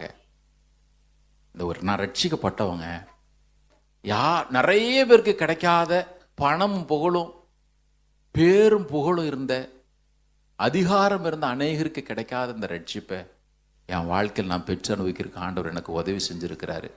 இப்படின்னு சொல்றவங்க மாத்திரம் கை உயர்த்துற அலையில சொல்லுங்க பாப்பா. வேதம் சொல்கிறது, இது உங்களாலே உண்டானது அல்ல, இது தேவனுடைய ஈவு. இந்த ஈவை பெற்றுக்கொள்ளாம இங்க ஒருத்தர் இருந்தீங்கன்னா கூட ஆண்டவர் இன்றைக்கு உங்களுக்கு உதவி செய்வாராக. வாழ்க்கை முற்றிலுமாக அவருக்கு அர்ப்பணிப்போம். ஆமென். பரிசுத்தமாகுதலுடைய தொடக்க புள்ளியை மறுபடியும் பிறக்கிற அனுபவம். நம்ம தொடர்ந்து இந்த வசனங்கள்லாம் தியானிப்போம். கர்த்தர் நமக்கு உதவி செய்வாராக. ஆண்டவருடைய இன்னைக்கு கேட்பேன், ஆண்டவரே, நான் ஒவ்வொரு முறையும் நான் பேசும் பொழுது நான் ரட்சிக்கப்பட்டன்ற உணர்வோடு பேச எனக்கு உதவி செய்யும். நான் நடக்கும் பொழுது, என்னுடைய குடும்பத்தின் காரியங்களை செய்யும் பொழுது நான் ரட்சிக்கப்பட்டவன்ற உணர்வோடு வாழ நீர் எனக்கு உதவி செய்ய ஐயா. என்னோட ஒவ்வொரு செயல்களிலும் நான் ரட்சிக்கப்பட்டன்ற உணர்வோடு நான் வாழணும். நான் ரட்சிக்கப்பட்டிருக்கிறேன், தேவன் எனக்கு பங்கு. ஆமென். பேதுரு எழுதும் பொழுது பாருங்க, அழியாத மாறாத உறுதியுள்ள நம்பிக்கை. என்னைக்கோ ஒரு நாள் என் வாழ்க்கை மாறுங்க அப்படின்ற உலகத்துக்கு இருக்கிற பொதுவான நம்பிக்கை இல்லை, அழியாத நம்பிக்கை. ஆமென். நிச்சயமான நம்பிக்கை. எனக்கு பலனளிக்கிற ஒரு கர்த்தர் உண்டு, கர்த்தர் என்னுடைய பங்கா இருக்கிறார். ஆமென். எல்லாரும் கொஞ்ச நேரம் எழுந்து நின்று, ரட்சிக்கப்படாதவங்க இன்னைக்கு உங்கள் வாழ்க்கை அவருக்கு ஒப்பு கொடுத்துருங்க. ரட்சிக்கப்பட்டன்னு சொன்னவங்க நல்லா அவங்க ரட்சிப்பிற்காக கொஞ்ச நேரம் கர்த்தரை ஸ்தோத்திரம் பண்ணுங்க பார்ப்போம். நல்லா துதிங்க. ஆண்டவரே, நீர் நல்லவர் ஐயா, நீர் கொடுக்குற அந்த ரட்சிப்பிற்காக உமக்கு ஸ்தோத்திரம் ஐயா. மகா பெரிய ரட்சிப்பு நீர் எனக்கு தந்திருக்கிறீர், அதற்காக நன்றி. வாயை திறந்து சொல்லுங்க. நீங்கள் சொல்லலைன்னா நீங்கள் ரட்சிக்கப்படவே இல்லைன்னு அர்த்தம். சும்மா ஏதோ சபைக்குள்ளாக வந்தேன் அப்படின்லாம் இல்லை. உங்களும் என்னையும் ஆண்டவர் தம்முடைய ரத்தத்தை விலைக்கரையமாக கொடுத்து வாங்கியிருக்கிறாரு. நீங்கள் நானும் கிரயத்திற்கு கொல்லப்பட்டோம்னு வசனம் சொல்லுது. நீங்கள் கிரயத்திற்கு கொல்லப்பட்ட உங்கள் சரீரத்தினால நீங்கள் தேவனை மகிமைப்படுத்துங்கள்னு வசனம் சொல்லுது. நான் ரட்சிக்கப்பட்டிருக்கிறேன். ஆமென். எல்லாரும் கையை வைத்து சொல்லுங்க, ஆண்டவரே என்னை ரட்சித்தீர் ஐயா, அதற்காக ஸ்தோத்திரம். சொல்லுங்க, வாய் திறந்து சொல்லுங்க, என்னை ரட்சித்தீர் ஐயா, எனக்கு இந்த மகா பெரிய ரட்சிப்பை தந்திருக்கிறீர், அதற்காக உமக்கு ஸ்தோத்திரம் ஐயா. நீர் நல்லவர் ஆண்டவரே, நீர் நல்லவர், நீர் நல்லவர், நீர் நல்லவர் ஐயா, நீர் நல்லவர் ஐயா, நீர் நல்லவர் ஆண்டவரே, உமக்கு ஸ்தோத்திரம். ஹல்லேலூயா. நன்றி ஆண்டவர். எல்லாரும் சொல்லுங்க, ஆண்டவர் இந்த ரட்சிக்கப்பட்டவன்ற உணர்வோடு நான் வாழ உதவி செய்யுங்க. நான் ரட்சிக்கப்பட்டபடினால என்னால் பாவம் செய்ய முடியாது. நான் ரட்சிக்கப்பட்டவனா இருக்கிறபடியினால இந்த உலகத்துக்கு தகுந்த மாதிரி என்னால் வேஷம் போட முடியாது. நான் ரட்சிக்கப்பட்டவனா இருக்கிறபடியினால மற்றவங்களோட என்னால் ஒத்து போக முடியாது. நான் ரட்சிக்கப்பட்டவனா இருக்கிறபடியினால அவரை சொல்லாம என்னால் வாழவும் முடியாது. என் வாழ்க்கை முழுவதும் இன்னைக்கு அவருக்கு அர்ப்பணிப்போம். எல்லாரும் கையை உயர்த்தி, ஆண்டவரே, ஒருவேளை இந்த ரட்சிப்பின் சந்தோஷத்தை இழந்து போய் இருக்கலாம். சில பேர் பாவத்துல சறுக்கி விழுந்து அல்லது ஏதோ அப்படி வெதுவெதுப்பான வாழ்க்கை வாழ்ந்து தாவீது சொல்றான், ரட்சிப்பின் சந்தோஷத்தை நீர் எனக்கு திரும்ப தாரையா. நான் ரட்சிக்கப்பட்டேன். redeemed by the blood of the lamb. redeemed. நான் ரட்சிக்கப்பட்டிருக்கிறேன். ஹல்லேலூயா. எல்லாரும் கையை உயர்த்து thank you Jesus. எந்த உள்ளம் தங்கும் இயேசு நாயகா, உந்தன் வீடாய் கொள்ளும் இயேசு நாயகா, எந்த உள்ளம் தங்கும் இயேசு நாயகா, உந்தன் வீடாய் கொள்ளும் இயேசு நாயகா, இயேசு நாயகா, இயேசு நாயகா, உந்தன் வீடாய் கொள்ளும் இயேசு நாயகா, மாம்ச கிரியை போக்கும் இயேசு நாயகா, குழந்தை உள்ளம் ஆக்கும் இயேசு நாயகா, இயேசு நாயகா, இயேசு நாயகா, குழந்தை உள்ளம் ஆக்கும் இயேசு நாயகா, திரும்ப விழாது பாரும் இயேசு நாயகா, கிருபை இழாது பாரும் இயேசு நாயகா, இயேசு நாயகா, இயேசு நாயகா, கிருபை இழாது பாரும் இயேசு நாயகா, என்னை உமக்கு தந்தேன் ஐயா, என்னை உமக்கு, கரங்களை உயர்த்தி I surrender all.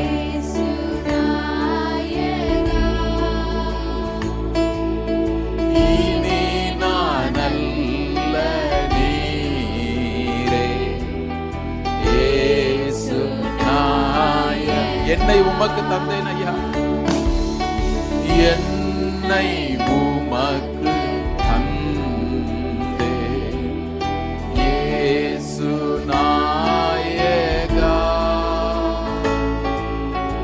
இனி நான் அல்ல நீரே இயேசு நாயகா, இயேசு நாயகா, இயேசு நாயகா, இனி நான் அல்ல நீரே இயேசு நாயகா.